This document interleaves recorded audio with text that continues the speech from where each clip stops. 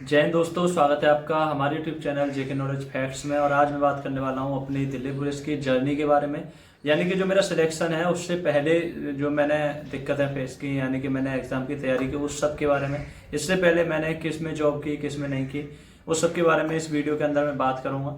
Video के अंदर देखना, आपको मोटिवेशन भी मिलेगा और आपको अच्छा भी लगेगा। सबसे पहले मैं बात करता हूँ अपनी ट्वेल्थ, यानी कि मेरी जो ट्वेल्थ हुई थी वो 2016 में मैंने ट्वेल्थ पास की थी अपने गांव से ही। मेरे गांव में एक स्कूल है, वहाँ से मैंने ट्वेल्थ पास की थी। उसके बाद मैंने प्राइवेट अपना बीएससी का जो एग्ज़ाम, यानी कि बीएससी के जो फॉर्म फिल किए वो प्राइवेट किए, यानी कि मुझे वहाँ पर एग्ज़ाम देने की जरूरत नहीं थी। क्योंकि 2016 में मेरी ट्वेल्थ हुई, 2016 में ही नवंबर में दिल्ली पुलिस की जो भर्ती आई थी, ये वाली जो वैकेंसी है ये वाली आई थी, जो 7500 प्लस के अराउंड थी। उसके बाद मैंने फॉर्म को फिल किया, यानी कि 18 मेरी वहीं पे एज हो गई थी, ट्वेल्थ पास करती। नवंबर मैंने एग्ज़ाम अपना यानी कि फॉर्म फिल किया। उसके बाद 7 दिसंबर को मेरा एग्ज़ाम था 2017 को। दिल्ली पुलिस का जो मेरा एग्ज़ाम था 2017 7 दिसंबर को मेरा एग्ज़ाम था, जिसको मैंने वहाँ पर देने गया। दिल्ली में मेरा एग्ज़ाम हुआ था उस टाइम पर। तो उस टाइम पर मेरे जो मार्क्स बने, यानी 77 नंबर मेरे बने थे। नंबर बनने का मेरा ये था कि नंबर इतने कैसे आए। उससे पहले मैं दिल्ली पुलिस, यानी कि दिल्ली पुलिस की जो तैयारी करने गया था मैं मुखर्जी नगर के अंदर। आप सबको पता ही होगा, बहुत से लोग नहीं जानते। तो मुखर्जी नगर में आपको बताऊँ, नई दिल्ली यानी कि दिल्ली के अंदर पड़ता है।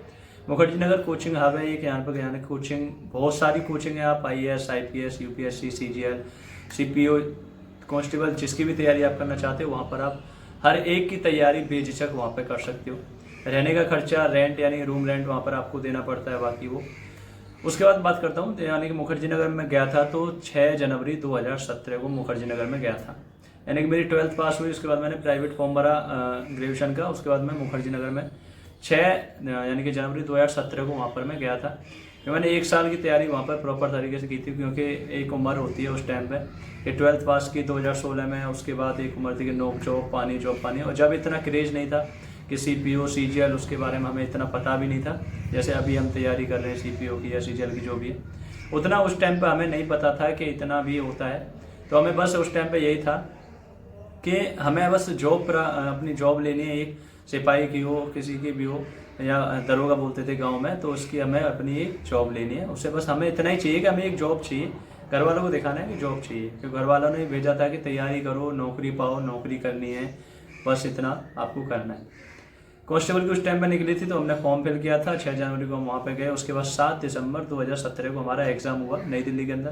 यहाँ पे 77 नंबर हमारे हुए थे। उसमें क्या था कि एक प्रॉब्लम हुई थी उस टाइम पे कि यानी कि जिनके 77 नंबर 1997 जिनकी डेट ऑफ बर्थ थी, उससे पहले वालों को वहाँ पर ले लिया था। मेरिट जो लगी थी उसमें उसको ले लिया था, और जो 1997 के बाद थे उनको छोड़ दिया था 77 नंबर होने के बावजूद भी, क्योंकि मेरिट जो थी जनरल की 77 पे गई थी। उनको छोड़ किस लिए दिया गया था, उनकी जो वेटिंग लिस्ट लगती है वो लगा दी थी। यानी कि मेडिकल वगैरह में अगर बाहर होते हैं बच्चे तो उनको वहाँ पे ले लिया जाएगा। उसमें मेरा भी नाम था लिस्ट में, क्योंकि मेरी डेट ऑफ बर्थ जो थी 1998 थी। 1998 मेरी डेट ऑफ बर्थ थी, और 97 वालों के बाद को वहाँ पे छोड़ दिया था। अब हमें इस चीज़ को इतना नहीं पता था, क्योंकि मेरिट लगी थी तो उसमें 2 लिस्ट आई थी। एक वेटिंग लिस्ट आई थी जिसमें जनरल के 110 के अराउंड बच्चे थे। अब तो वो सारे सेलेक्ट हो गए हैं, यानी कि सबको ले लिया है, जनरल वालों को, OBC जितने भी थे। यानी कि वेटिंग लिस्ट पूरी क्लियर कर दी। अब इस टाइम पे सब अपनी ड्यूटी कर रहे हैं, जॉब कर रहे हैं। उस टाइम पे हमें अपना नाम देख के लिस्ट में हमें इतना नहीं ध्यान दिया था कि यानी कि ये वेटिंग लिस्ट है या जो भी है। अपना नाम देख के हमें बहुत खुशी हुई थी, और सबको होती है, क्योंकि लिस्ट में अगर किसी का नाम आ जाता है तो क्रैक यानी कि टेस्ट होने के बाद, तो हर इंसान को खुशी होती है। उस टाइम पे हमें भी बहुत ज़्यादा खुशी हुई थी। उसके बाद हमारा जो था, हमने 2-4 अपने भाइयों से, लोगों से जो जानकारी की, तो उनसे पूछा मेरा नाम इस दूसरी लिस्ट में क्यों है, पहली लिस्ट में क्यों नहीं है।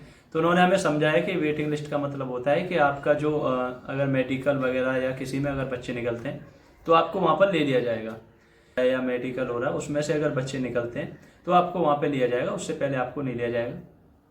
तो हम 1-2 महीने वहाँ पर पढ़ाई में भी डिस्टर्ब हुआ, यानी कि उसी टाइम में हम वहीं रहते थे मुखर्जी नगर में। पढ़ाई में भी डिस्टर्ब हुआ, वैसे भी दिक्कतें हुई, यानी कि मेंटली डिस्टर्ब भी लगा थोड़ा बहुत, कि नंबर आने के बाद भी लिस्ट में नाम है और फिर भी हमारा सिलेक्शन नहीं हो सकता। हर किसी के साथ ये होता है कि लिस्ट में नाम होने के बाद सिलेक्शन ना हो या फाइनल मेरिट में रह जाए, तो बहुत ज़्यादा दिक्कतें आती हैं। हमारा तो फर्स्ट टाइम पर ही, यानी कि पहली बार में ही टेस्ट होने के बाद ही हमारा नंबर जो था आ गया था, लेकिन हमारा सिलेक्शन ना होने के चांसेस ज़्यादा थे और होने के बहुत कम। क्योंकि वेटिंग लिस्ट अगर क्लियर ना होती तो आज शायद मैं सिलेक्शन ना ले पाता दिल्ली पुलिस में, और मैं तैयारी कर रहा होता या जो भी है।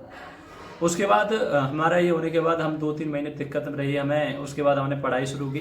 तो 2018 यानी कि 19 में यूपी पुलिस की वैकेंसी आई थी 41,520। जिन्होंने दिया होगा उन्हें पता भी होगा। 41,520 जो वैकेंसी आई थी उसमें हमने अपना फॉर्म फिल किया। उसके बाद वहीं पे फॉर्म फिल हुआ था। उसमें फॉर्म फिल किया तो उसमें हमारा नंबर आया था। उसमें हमारी यानी कि ज्वाइनिंग भी हुई थी। ज्वाइनिंग होने के बाद हमारा जो सिलेक्शन हुआ था वो हमारी यहीं पे पुलिस लाइन है, उसमें हमारी ट्रेनिंग हुई थी। उसके बाद हम आईटीसी के लिए दूसरी जगह भेजे गए थे।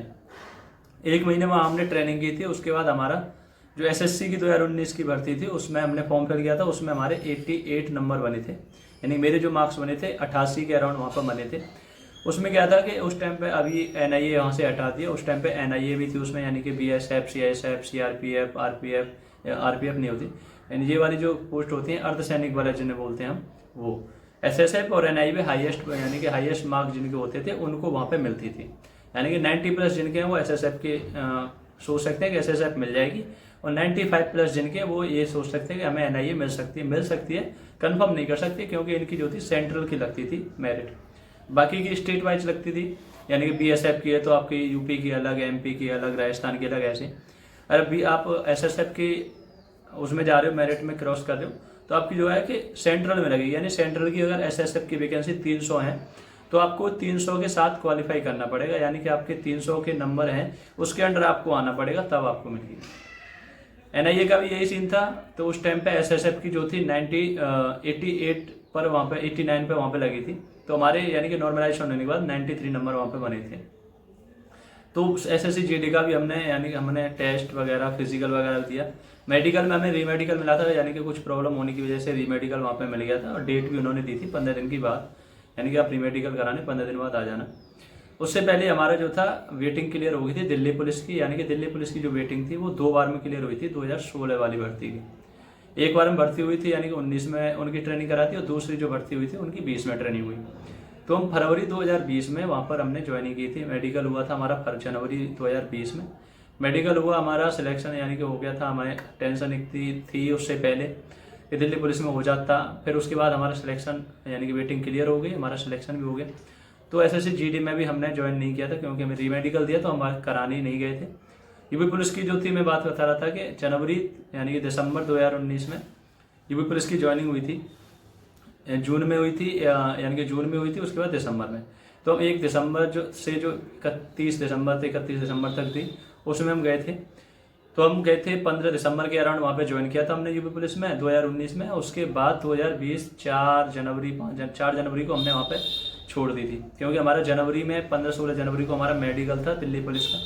तो इस वजह से हम वहाँ से 1 दिन की सीएल लेके, सीएल बोलते हैं, उसके बाद वहाँ से हम 1 दिन की छुट्टी लेके वहाँ से आ गए थे। उसके बाद हमने रिजाइन दिया था, यानी कि रिजाइन देने के बाद हमने वहाँ पर यूपी पुलिस में तभी रिजाइन दे दिया था। उसके बाद हमने दिल्ली पुलिस में ज्वाइन किया फरवरी 2020 को, 28 फरवरी 2020 को मैंने दिल्ली पुलिस में ज्वाइन किया था। तो अभी आप लगा सकते हैं कि 28 फरवरी 2023 यानी कि 24 को मुझे 4 साल दिल्ली पुलिस के अंदर हो जाएंगे। और मैं अपने आप को बहुत खुशनसीब मानता हूँ कि दिल्ली पुलिस जैसी नौकरी मुझे मिली। मैं आशा करता हूँ कि आपको भी मिलेगी, आप तैयारी करते रहो, आपको मिलती रहेगी। अपनी जर्नी के बारे में मैंने थोड़ा बीच में नहीं बताया क्योंकि बहुत ज़्यादा दिक्कतें, बहुत ज़्यादा कष्ट मुझे झेलने पड़े, और हर इंसान के बीच में वहाँ पर दिक्कतें और कष्ट वहाँ पर आते हैं। यानी कि कुछ काम ऐसे होते हैं, कुछ पैसे की कमी हो जाती है या कोई फैमिली प्रॉब्लम हो जाती है, वो चीज़ मेरे साथ भी थी।